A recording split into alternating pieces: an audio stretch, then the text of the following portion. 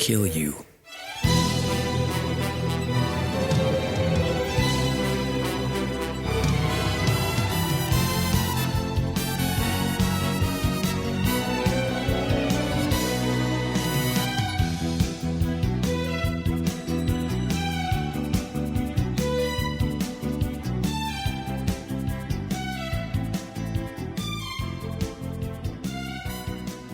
Hey everybody, and welcome back to Zaku Talk. I am your host, Patrick Skeyhill. This season, G versus Wing, and that means my co-host is the Tar Pit.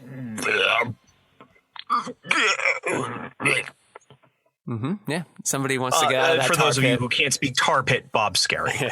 As we said, G versus Wing this week, episode 33 of both of these series. But first, let's thank Lev Van Rensselaer for minding those audio boards. And of course, we can't go on without first figuring out, Bob, how was your week? Well, let's think about it. We have to figure this out now. This week has not been bad. I have been inspired by that meeting that I had last session of us talking here. So I was able to get a bunch of new information put together for myself to start actually developing new voices besides the ones that I've just fallen back on. I have a new Pro Screen, a Stedman Pro Screen 101 pop filter. So hopefully that comes through when I do my plosives and my sibilants. Other than that, I finally got to start exercising after pushing myself to do it without actually motivating myself to do it. So I bought Ring Fit. What is it? Ring Fit Adventure, Ring Fit RPG, some shit like that. And that was all the way back in August. So, just a whole 6 months later, I finally started the first session of it. What about you, Skeyhill? I mean, I agree. I think the quarantine has been great for helping me lose some weight. So I'm glad you're able to take advantage of this situation and do that. My week, terrible, Bob. Kevin James is coming back. He's coming back. He's got a new show starting Monday on Netflix. A show on Netflix. He's going to have a show on Netflix, a sitcom on Netflix, where he will be the head of a NASCAR pit crew. First, no.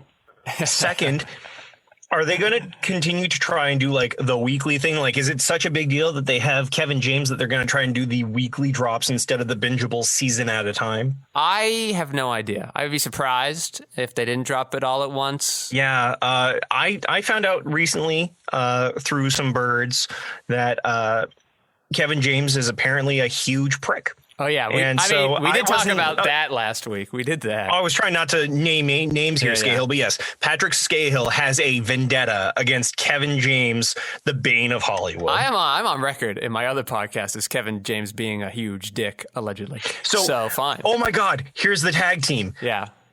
It's Bob Skerry and Patrick Skeyhill versus Jason David Frank and Kevin James. Yeah.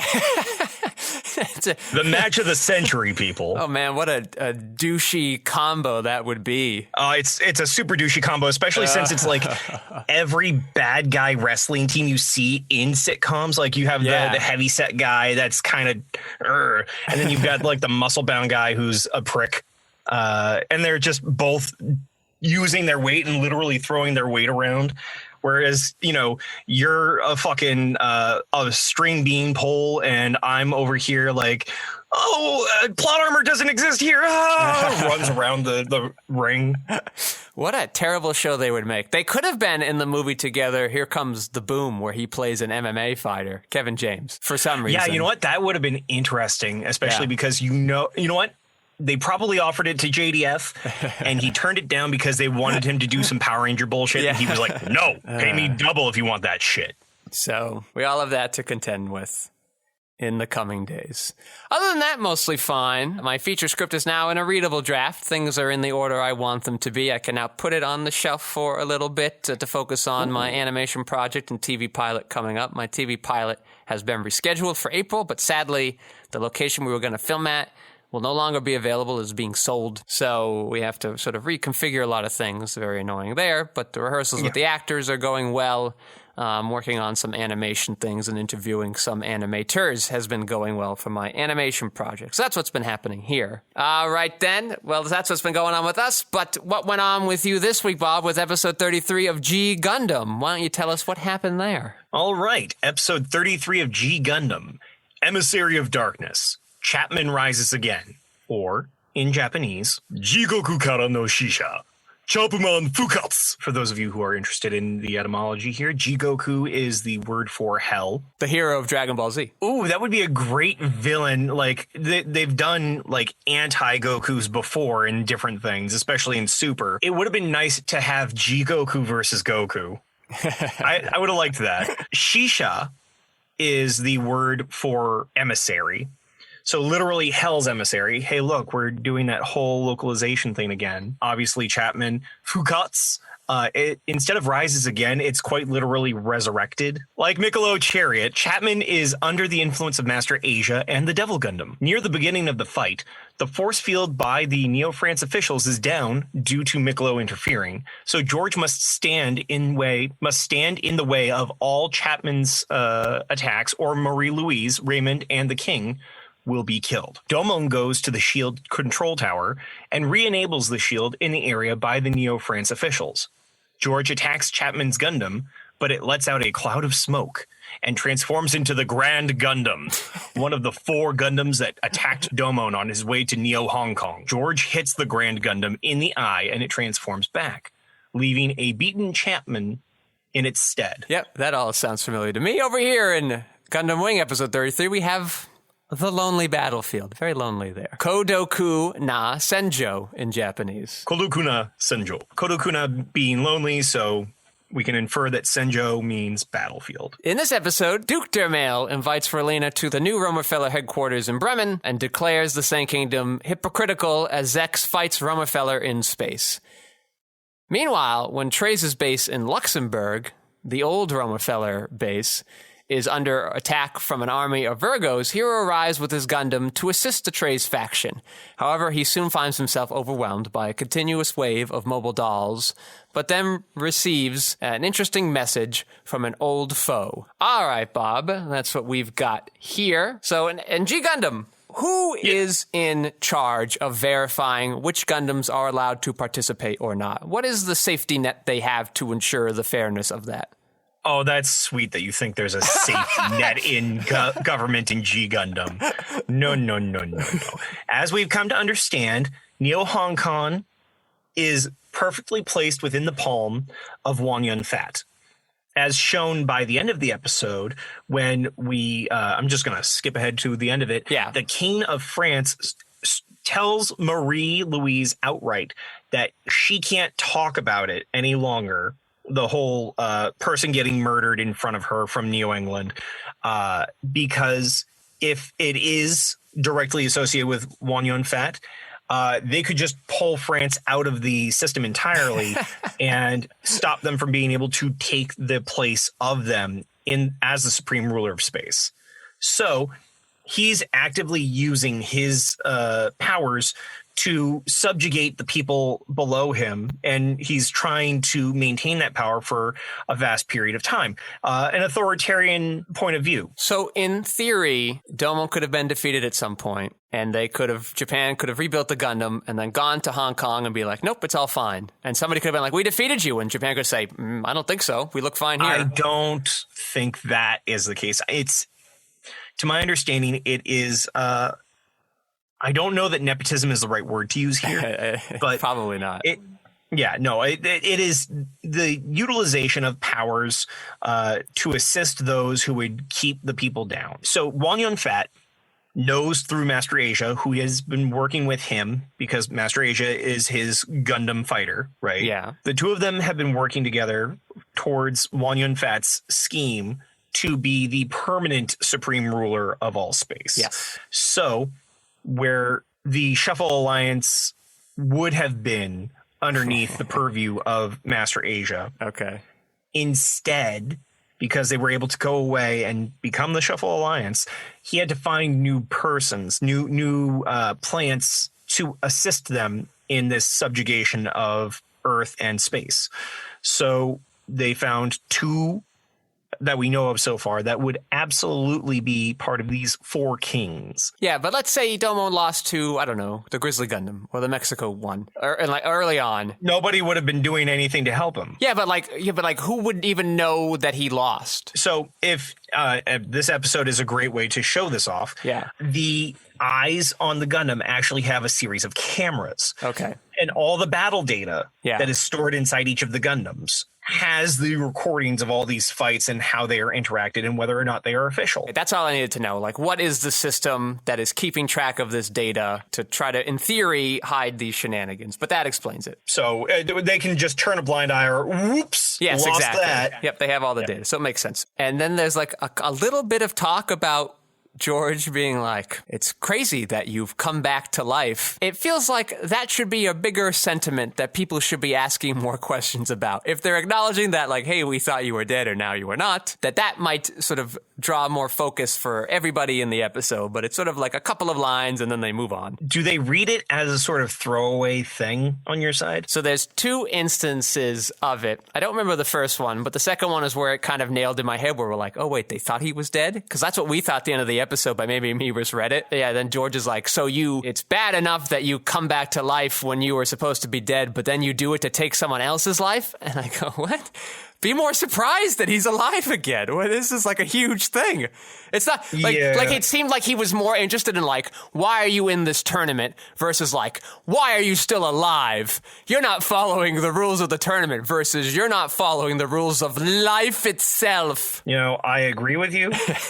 However, I'm also willing to believe here that because we never see any of them attend his funeral or anything, because it was left ambiguous for us, we are just supposed to use that very loose wording that we had to question back on episode 8 or 9 as the reason for why they don't really lose their minds when they see that he's existing again. And, you know, a little bit of hair dye goes a long way to go away from the gray that he had into this darker gray that he has now. Yeah, I would just not draw attention to that we thought he was dead. Maybe you don't change it in the earlier episode, but just have him be like, you shouldn't be in this. And also, you killed a man? Like that you could have focused on more and it would have been less distracting.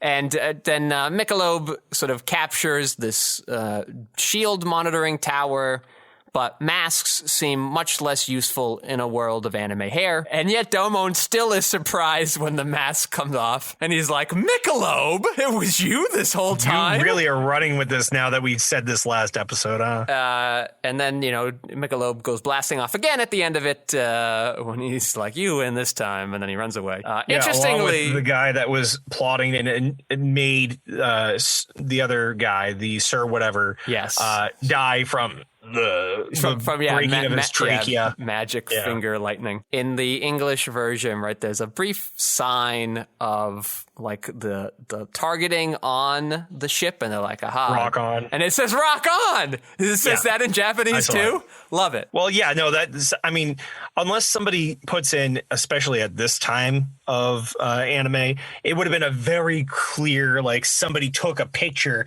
and pasted it on the cell.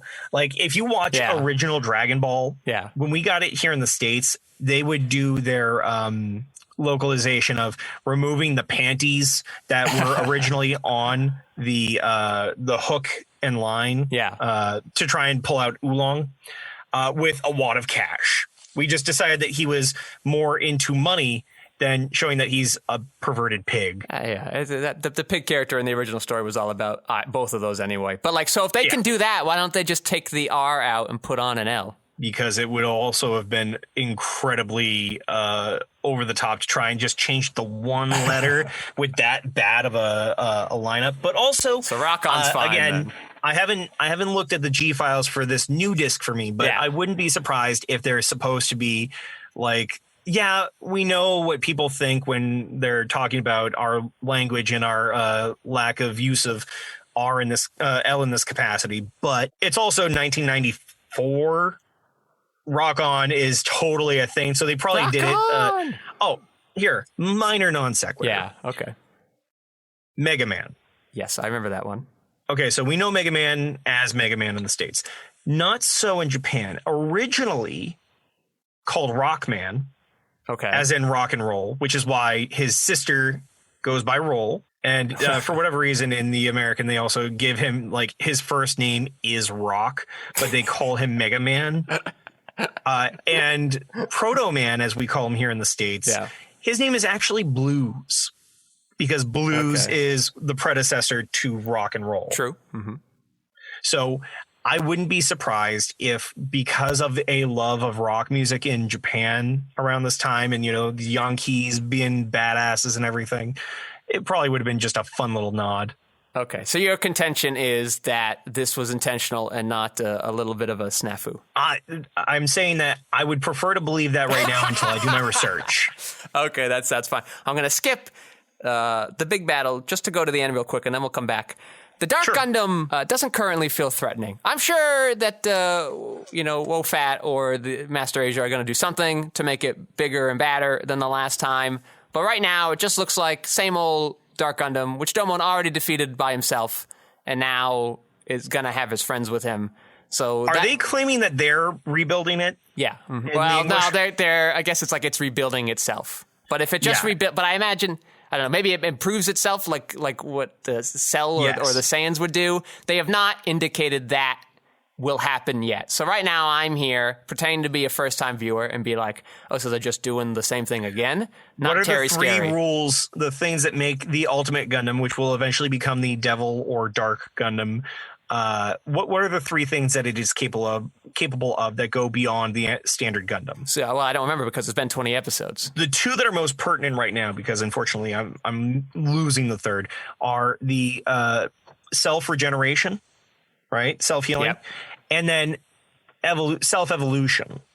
So what I'm understanding is, based on that knowledge, we're watching that it's trying to rebuild itself while also trying to figure out the best way to get around what killed it, which was the power of the God Gundam. So the Devil is trying to overpower God by slowly but surely reevaluating everything as it builds itself and as it tries to take the energy from its death army or whatever to revitalize it. That's how it got so powerful back in the Gamma Highlands.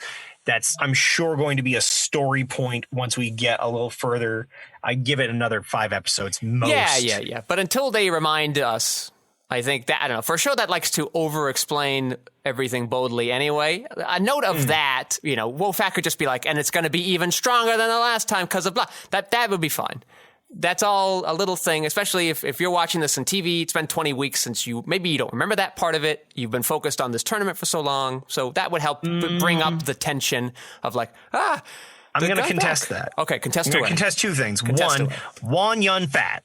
Fat.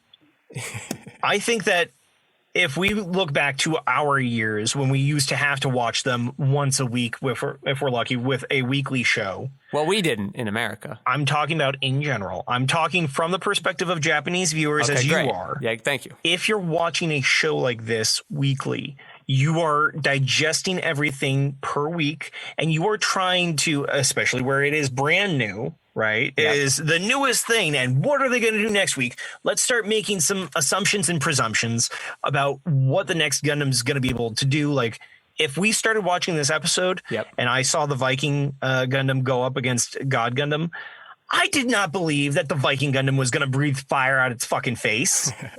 I did not believe that it was going to be able to explode, and we still don't have answers as how this is happening with heat end and not killing the person inside. But regardless, we're trying to find what is cool about these. We're trying to make up, what if I came from Neo Ireland, what would that be? That's the kind of shit that I think people at that time would have been doing. Yeah, but I think they spent, I don't know, 10 episodes not even talking about the Devil Gundam. And they only brought it back last week. You had no reason to think you had to keep caring about it. So I think some of these things you could forget. That's fair. So so maybe a little note, just because you're already doing it for other crap you don't need to do it for anyway. This might be helpful. So then the big thing, just like last time, thank God we talked about it last week, so I could at least contextualize what was happening. Chapman's Gundam transforms to this big hulking giant thing that's around for about 5 seconds, and then it gets shot in the eye, and then now it transforms for some reason. Why did this happen, Bob? This giant tanky thing, huge weight. Is Big Zam from Gundam Wing? No, or is that from it's original Gundam. Original Gundam. Yeah, Okay. It's the first mobile armor. So, but it is a huge monster of a Gundam. And we're understanding that this black gas that happened last episode and this episode are a type of cloaking device to show the true nature of not just the Gundams that apparently lie within, but also the people who pilot these Gundams.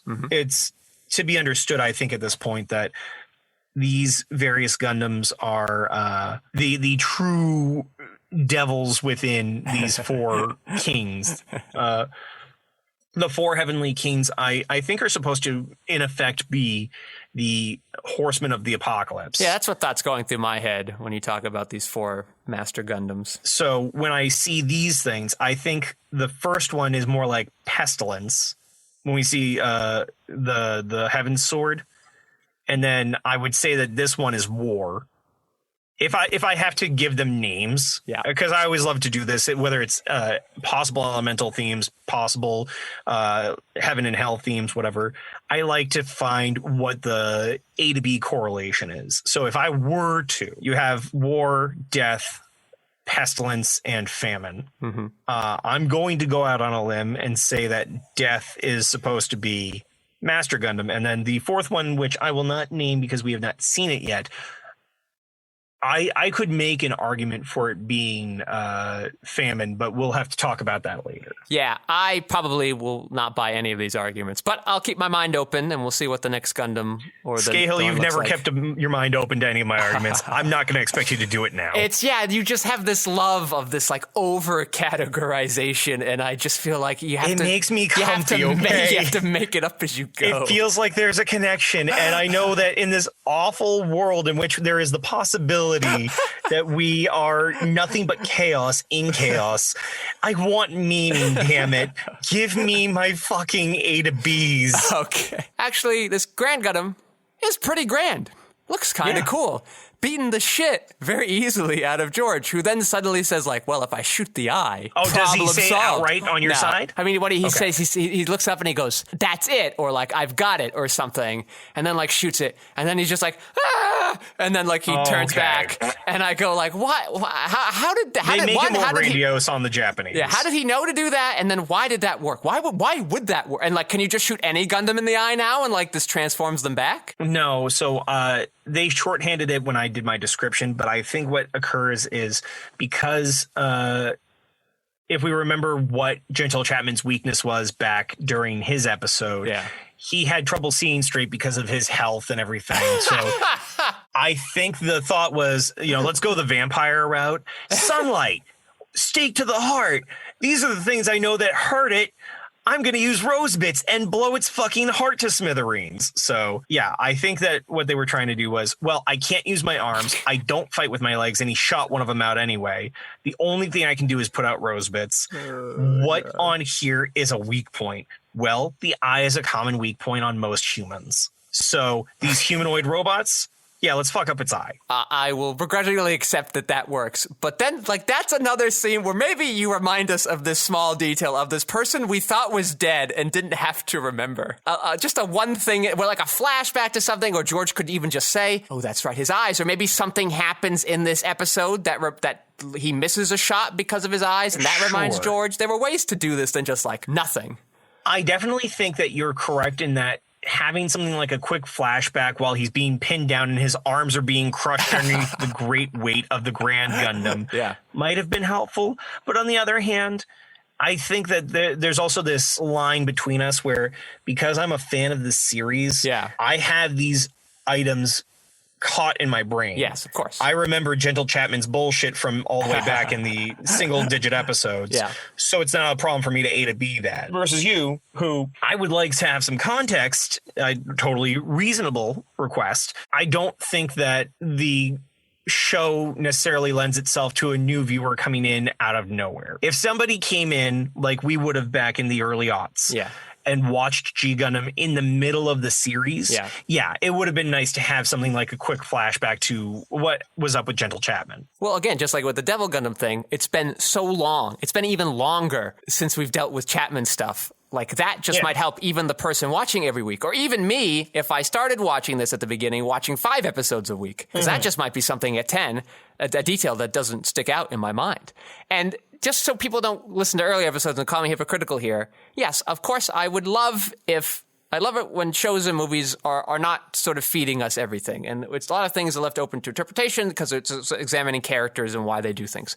But G Gundam has not been that show. It has been a show that has sort of reveled in the traditional Hollywood model of like, here's what's happening, here's what to expect, which is fine if you just stick with that. So you've already trained me to be like, well, you're going to explain things to me. And then you don't in these 2 things, and you want me to feel a certain way. That's where I just need some consistency. Oh, yeah, no, that's a completely fair place to be. Yeah, and I think partly is that, like, this kind of looks kind of cool. And then it just goes down like a bitch in 5 seconds. So I would like you to give me a reason for why this badass giant Gundam is so easily defeated. But now you open up for me to interpret of like, okay, now he can just rosebit shoot people in the eye and defeat them instantly from here on out, which I imagine won't be the case. And maybe, in fact, will never be discussed again. That sure is how these action shows work. Yeah, you're correct. Okay, so, okay, that's my contention. It's either it always works or it shouldn't work here. That's my thought. I think it is a difference of the language, as you said so many episodes ago, where for me, it is such a They're just like, of course this is how he would win. And I go, nah. Well, yeah, because these are shows for, at least in this case, especially kids. Yeah. And I feel like when they want to show off something cool and they want to utilize like, hey, we're low on sales for George. How do we make the Gundam Rose look cooler? Well, have it shoot a big robot in the eye. Okay. Yeah, and you know what? It was sort of a cool episode for George, and yet we learned nothing new or useful about George. It just was George was in an action movie this week. George is the knight. Yeah, Part 3. He knighted. He got his shield up, and he knighted until he could knight no more. That's exactly it. You're getting it. Okay. Is there anything that we overlooked in our discussion of G Gundam, or are you ready to move on? I think you hit every nail on the head, unless you want to talk about the ring. The ring on Wan Yun Fat's hand. Yeah, the ring, a convenient way for us to be like, for the protagonist to be like, this guy must be behind something shady. And like, that's fine. Well, also, why is Wan Yun Fat in that gazebo where he's having his assassin, his hands that are not supposed to be his hands, so his can stay clean instead of being dirty? Why is he watching from behind a screen in this tiny space to let that murder occur in front of him? If he wanted to see it, couldn't Gentle Chapman have been fitted with some sort of like pair of sunglasses that have a fucking camera in them?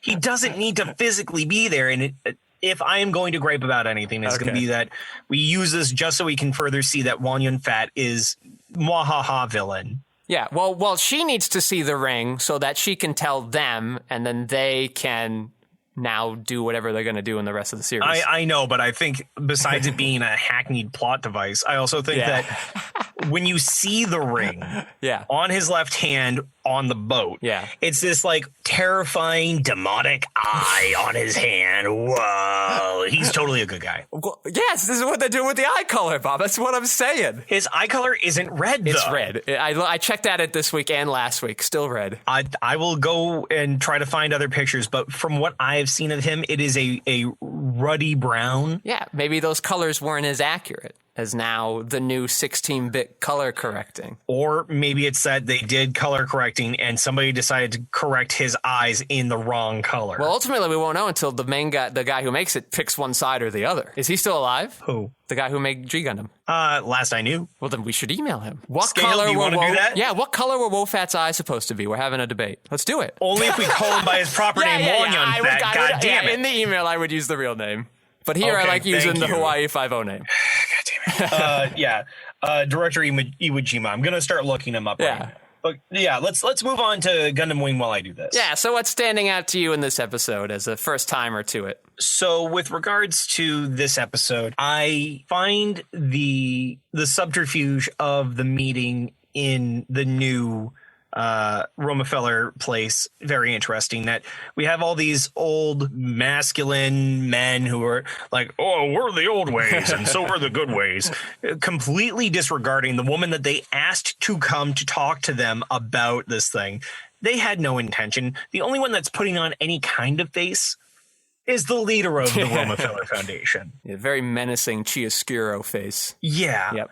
Yeah, but like he at least attempts to have a repartee with Relina, and Relina answers very well and gives us a better understanding of how she and her brother Miliardo are of a similar mind. Mm-hmm.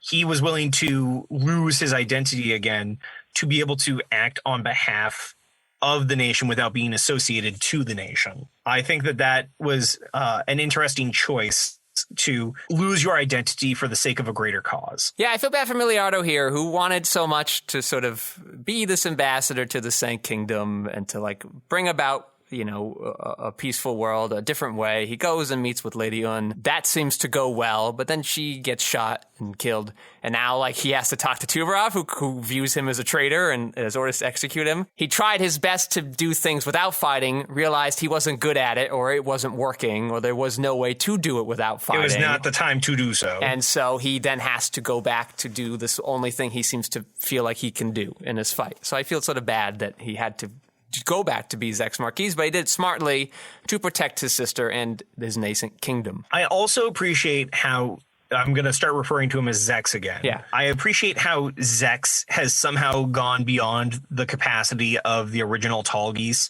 His reaction time is so much faster now that he actually, it's like playing Mortal Kombat. Yeah. You have to press the buttons in a slower formation if you want them to go off correctly. Yeah, yeah. As opposed to him having played Street Fighter V so much now that when he goes back to the Sega Mortal Kombat, he's like, oh, I have to do it so slow.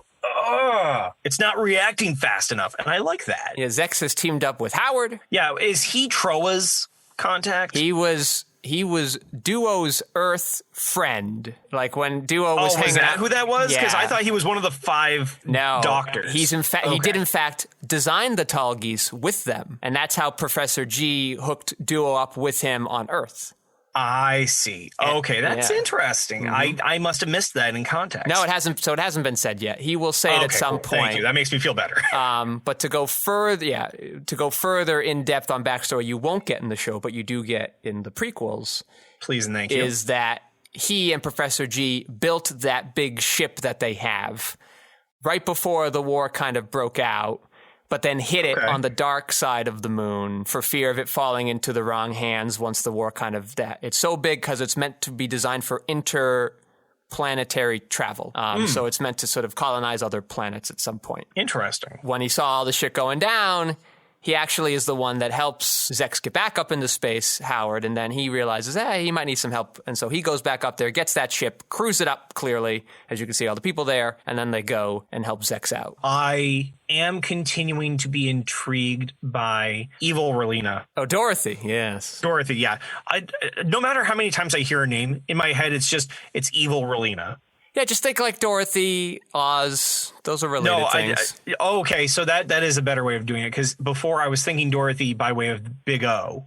Oh, okay, yeah, that's fair. Uh-huh. Yeah.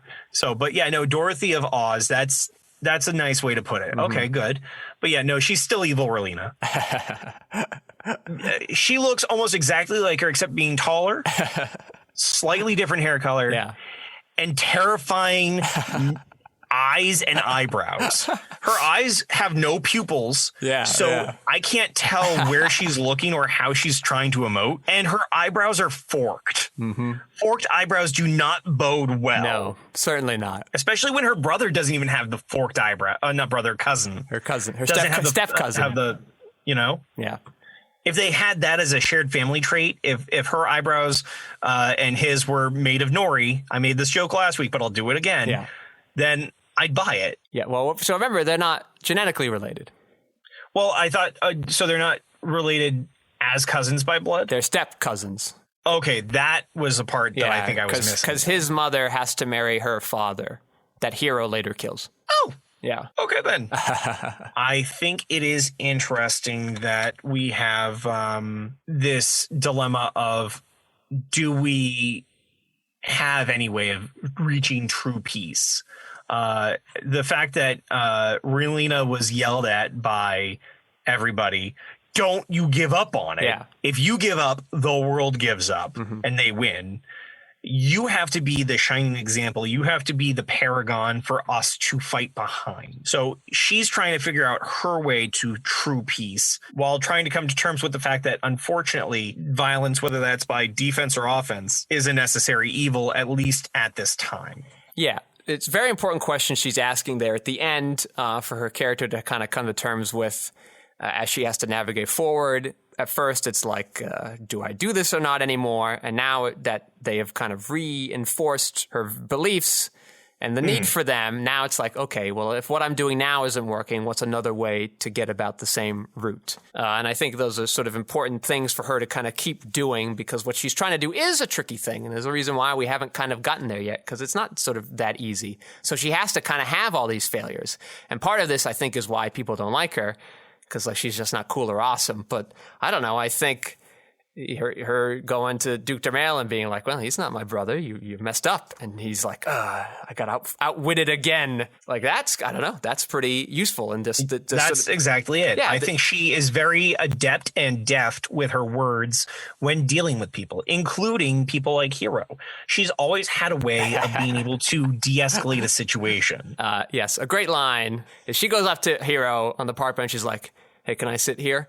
And he's like, very pragmatically, it's your country. You do whatever you want. Yeah. And then she sits down and starts asking him questions. And then, at least in the English, the voice actor takes on this very different timbre where he for the first time, he sounds like, you know, a 15-year-old boy, where he's like, what? I don't, like the deep bass of it's all gone. The matter-of-factness is gone. Like he's just always being thrown off by Relina, and I always love that's his kryptonite, is just this one girl's persistence. Well, it's not just her persistence, but the fact that she doesn't look at him as an enemy right from the get-go, where this kid seems to believe that every person that he's interacted with is going to view him as an enemy, that he is the villain to every person that he will interact with, is telling of his character as a 15-year-old boy.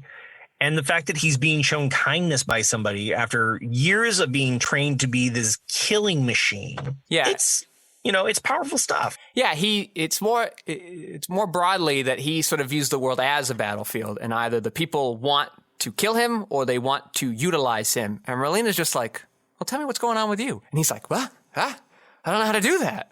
You want to come back to my place for some pizza rolls? Yeah. You want to just... Like, it's that simple. You want to just check out some Netflix and stuff? And he's like, what? What are you talking about? My family only has Hulu free. Yeah. He's just like, and I just love that this woman can just get under his skin. It's a very humanizing thing for Hero to kind of have in the series. Yeah, I agree. I'm looking forward to seeing the evolution of Catra after all this guilt that is laid on him for the loss of Troa some episodes ago. The fact that we don't see him right now is surprising to me. And, you know, I hold in my heart that we're going to see Troa again. But I'm just hoping that this poor kid who has lost everybody that's near and dear to him has some way to at least care about more people and not feel like a failure at every turn. One of my favorite moments in this episode is sort of right at the beginning, where Catra's playing on the piano and then no one comes and they just talk about like music. It could, I don't know, in a modern day, a showrunner might look at that and be, or even if it were a movie, a studio executive might look at that and be like, you don't need that, throw that out. But I think it's sort of a very, it's not important, but I think it's interesting, and it kind of rounds out Catra a bit. He likes music. It relaxes him. It just adds an extra little depth to him. And then they get to talk about something that's not a plot, and they feel like there's a real world here that these characters are inhabiting. And it's not all about, war and stuff. You say that it's not important, but this is one of those reasons why I look at something like this and my shows in the film style of tokusatsu. Yeah. And I appreciate these sorts of things. Toei's series in particular does they do have this aspect where in a given episode here and there will be a moment where we learn just a little bit about this character that may not be pertinent to the series, or it may be something that is like a head nod a couple times down the line. But we have something that is attached to this person that lets us know who they are as a person. I think of Maho Sentai Maja Ranger. Here in the States, Power Rangers Mystic Force. The character that comes in as their 6th Ranger, their gold, called Maja Shine, gets to have an episode where he goes on a field trip with the Pink, who takes him to like some sort of like park museum thing where he gets to see a bunch of old trains. Yeah. Because his mecha is made up of trains, and he seems to have an appreciation for old steamliners. He is just happy. He is pleased as punch to be able to go and do these things, not realizing that, one, we as the viewers get to see this aspect of an angel from Magitopia, the effective heaven, being interested in man-made machines. And two, as we find out later in that same episode, the Pink Ranger of that series is just so kind and just wants everybody to be happy. And so she is so considerate of him that even though she seems to be aloof and everything else, not aloof, but a space case and just goes on whim, it's never without reason, and it's always with others in mind. These types of things are important for us to attach ourselves to characters and series in general. And I think that's why a lot of later series, more recent series, either put too much emphasis on a thing and have us try to find symbolism in it, or completely pull it away in favor of action, adventure, plot. Don't you love finding too much symbolism in things? Isn't that what you just did with the G Gundam stuff? There is a difference between ham-handedly handing you this thing where you have a character that says, let's use music for an example. Yeah. If this person is constantly commenting on music and it becomes a one-note aspect of their character and being, to the point where the only thing you're expecting from them is either their duty as the hero or side hero of a show, or they do the one thing that is apparently their personality, that is trite. Okay. I don't mind it when there is an overarching motif like this God and the Devil thing in G Gundam. Yeah. And being able to find the little hints that go along with it, much like how you have the Wizard of Oz thing that is in here, but is much more overt, admittedly. Yeah.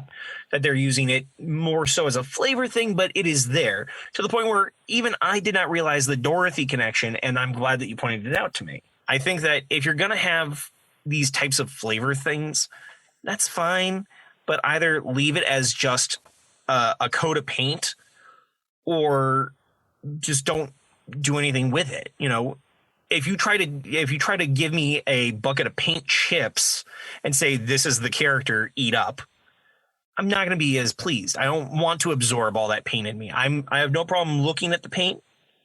I don't want to eat the paint. I have some thoughts in the example you gave with the train guy, but yeah, that's going to go a little bit too much into the way we go, so we'll save that for later.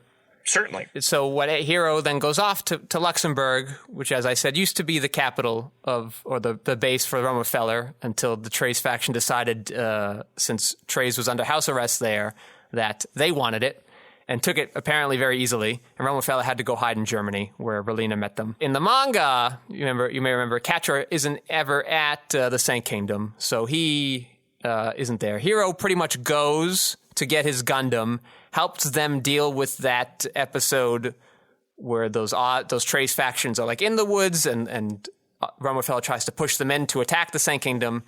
He pretty much goes, shoots those guys down, and then says, all right, I've repaid you for my Gundam. And then he flies off to Luxembourg because he says he wants to look for a place to die because he thinks that the world Relina is going to build of peace doesn't need him in it.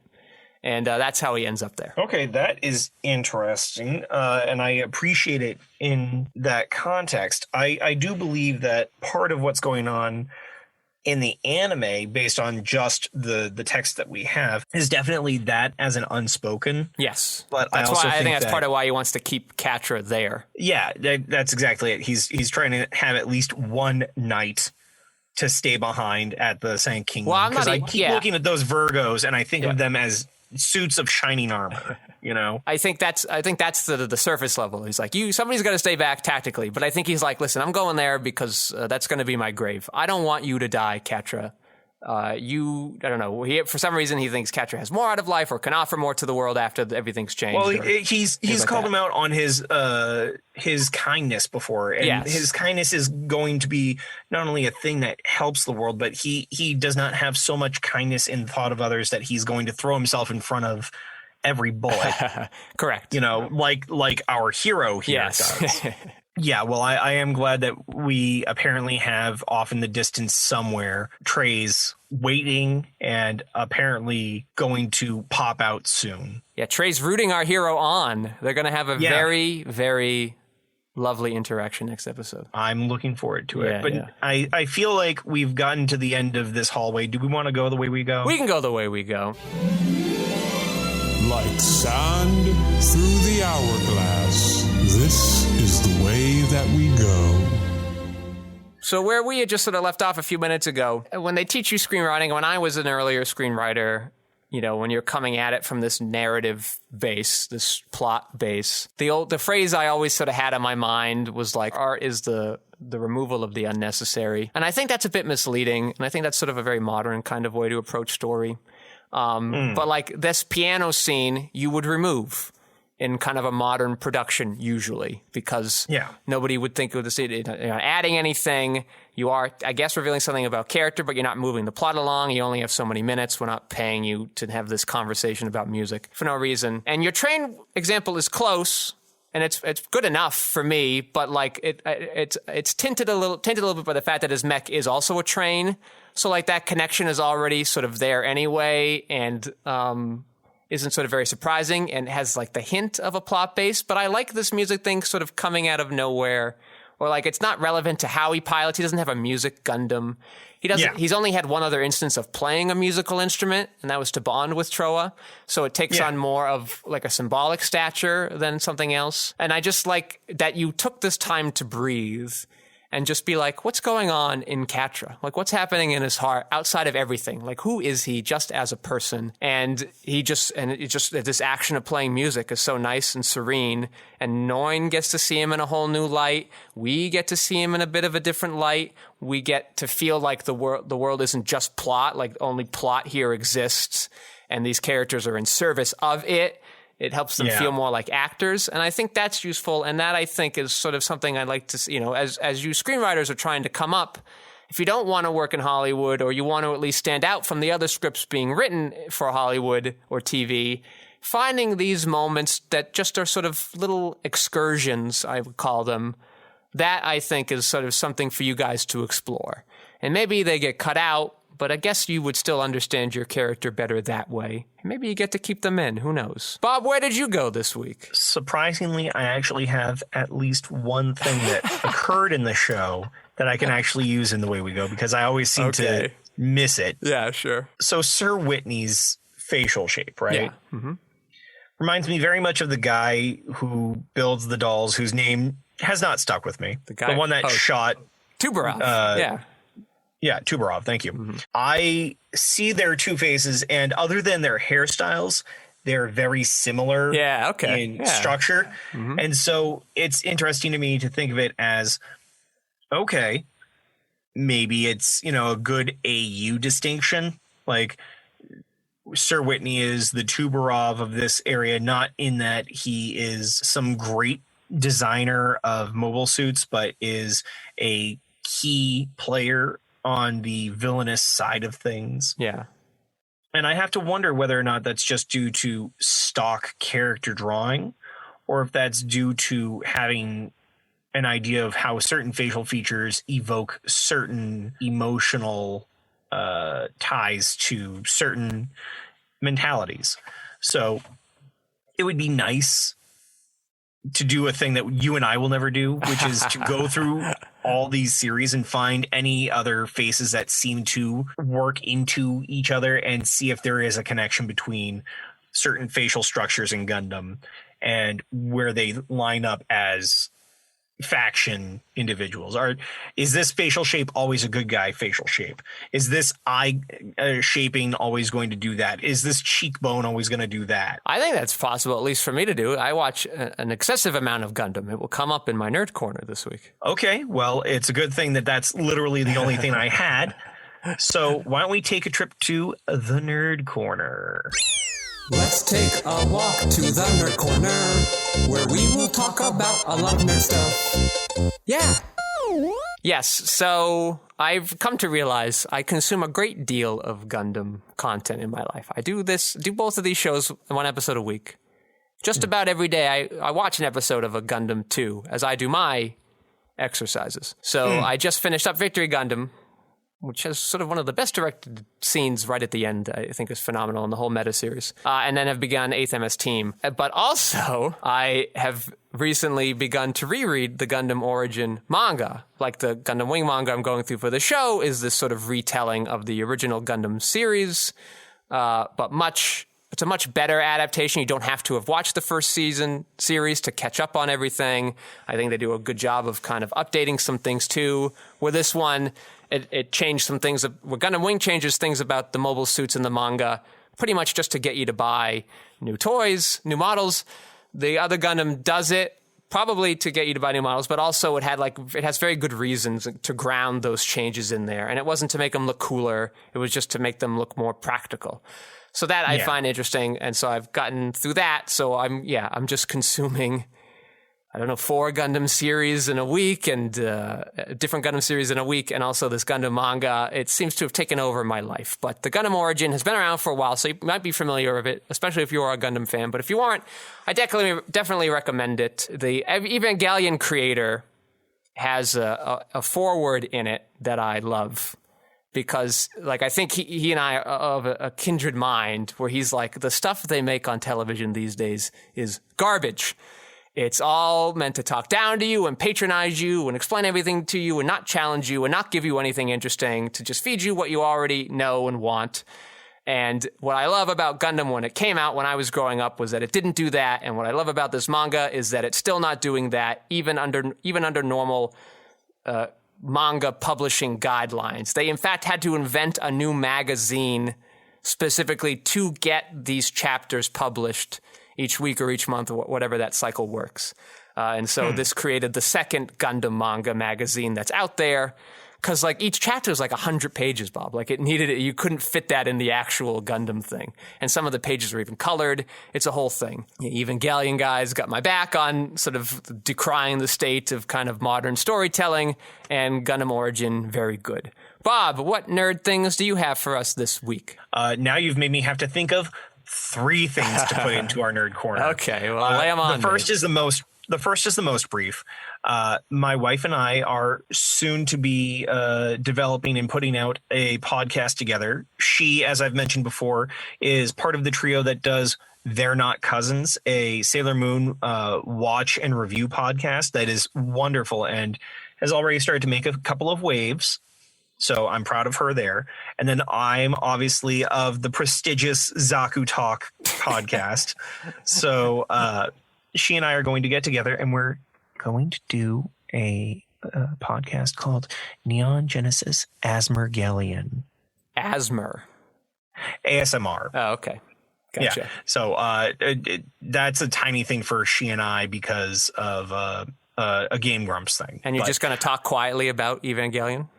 Well, we're going to use the same mic, not the one that I'm using right now. She has a Blue Yeti, so it has a bi-directional. So we're both going to just talk into it like it's a set of ears.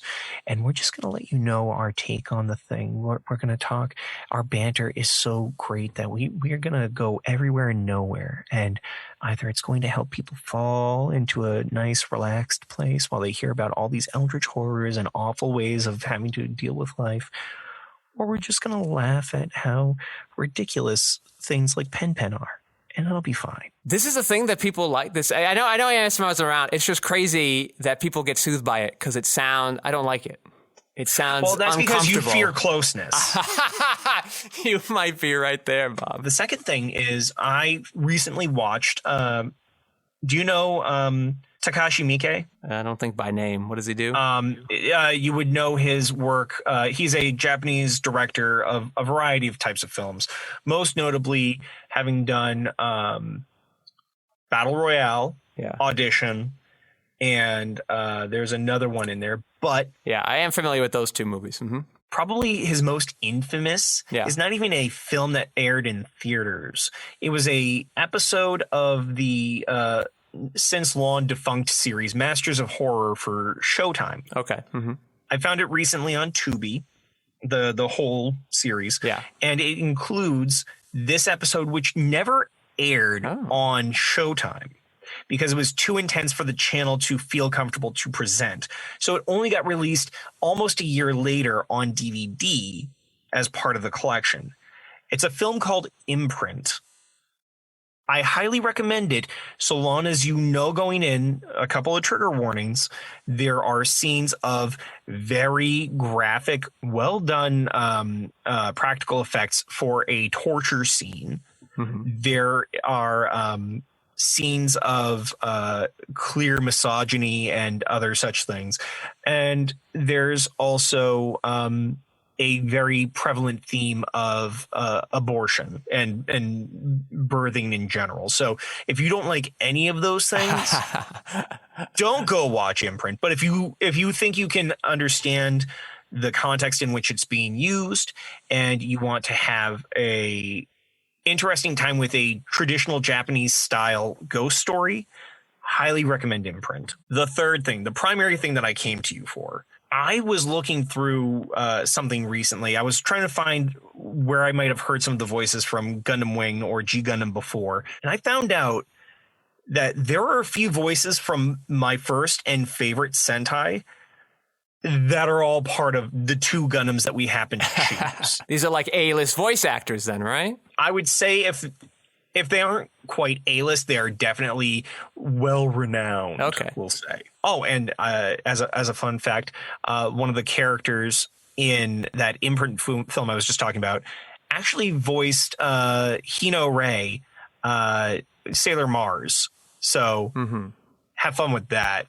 When she gets tortured. But I was just trying to find some of these because they show up in other Gundam series too. But the most important one is Midorikawa Hikaru. So you would know him as the Japanese voice actor for Hiro Yui in Gundam Wing. Mm-hmm. I knew him years prior, before knowing anything about Gundam Wing, for having been a voice for the character Top Galer or Topugera, a pterodon that is voiced in Bakuryu Sentai Aba Ranger. There are a few other pieces here and there. I want to say that the voice for Argo Gulski, also in Aba Ranger. I'm just trying to find the names so that way I can point you to them when I recall these. Yeah, Argo Gulski was voiced by Hidenari Ugaki, who is also, as I mentioned, Vafa, one of the two like Finster types, as you with your Power Ranger knowledge would have. I don't. So he made these giant monsters. Okay. So it was interesting to find that so many of these things happen to be in there. Oh, Mikkolo Chariot, voiced by Kyosei Tsukui, who also voiced a number of things in all my Sentai and Rider things, but very specifically Yatsu Denwani. Yatsu Denwani is a fucking joke, and I love it. It's what they call a trinoid in that series. They take a animal, a plant, and a machine and turn it into a single creature. In this case, Yatsu Denwani is a plant, a house plant, a telephone, and a crocodile. So Mikkolo Chariot, this Umaeda! Like this badass mob boss is a fucking joke that becomes a toady for Hero Yui. Okay. So I just thought that it was interesting that our personal nerd things seem to line up with each other. So let's thank Levin Rensselaer for helping out this week, as always. And, of course, let's thank my co-host this season, Bob Skerry. Hey, hi, Worldwide Sentai. This is Bob Skerry VOA coming at you live from Zaku Talk headquarters. You can find me on Twitch, Twitter, Instagram, and a slew of other places by my handle, Bob Skerry VOA. You can also go to bobskerryvoa.com to listen to all my demos because, yes, in fact, I'm a voice actor, VOA, voiceover artist. Please, by all means, hire me because I need money to eat, to live. And I'm trying to develop myself as a artist, so I'm going to slow down a bit and let you know that I'm here for that. And I am your host, Patrick Scaley. You can find my features, documentaries, short films, video essays, animations, behind-the-scenes footage, and so much more at QuixoticUnited.com and social media, presumably with a similar sounding name. Thank you all for listening. Bob, tell the audience why too many giraffes is not always a good thing. Too many giraffes? I think you mean not enough giraffes. Just one